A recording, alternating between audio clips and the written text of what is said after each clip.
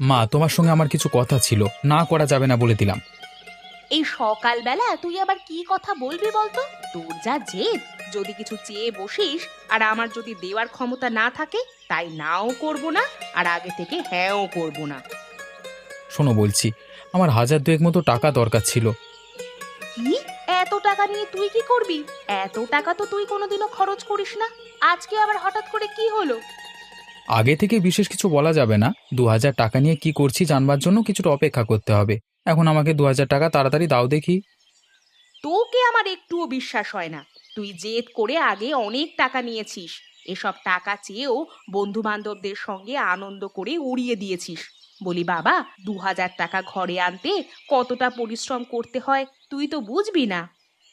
আগে যা করেছি করেছি, কিন্তু আমি আর আগের মতো নেই। আমি এখন অন্যরকম হয়ে গেছি। এখন তোমার কাছ থেকে টাকা নেব মানে আমি ভালো কাজেই লাগাবো। তোর সেই ভালো কাজটা কি, সেটা আমাকে বলে গেলে তো খুব ভালো হতো। ভালো কাজ আগে থেকে লোককে বলতে নেই। যদি আগে থেকে লোককে বলে দেওয়া হয় তাহলে সেই কাজ কোনোদিন উদ্ধার হয় না, নজর লেগে যায়। তুমি এখন তাড়াতাড়ি দাও না টাকাটা, আমার দেরি হয়ে যাচ্ছে। এই নে বাবা, তোর জেদের কাছে তো আমি কোনোদিন না করতে পারি না। এই নে তোর 2,000 টাকা। এই টাকাটা ঘরে আনতে আমার 2 মাস সময় লেগেছিল, তাই যেখানে খরচ করবি একটু ভেবে চিন্তে খরচ করিস। আরে হ্যাঁ হ্যাঁ, একদিন এমন সময় আসবে, দেখবে এই 2,000 টাকা একদিনই ঘরে আসছে। চলো, আমি এখন এলাম। রান্না বান্না করে রেখো, ফিরে এসে ভাত খাবো।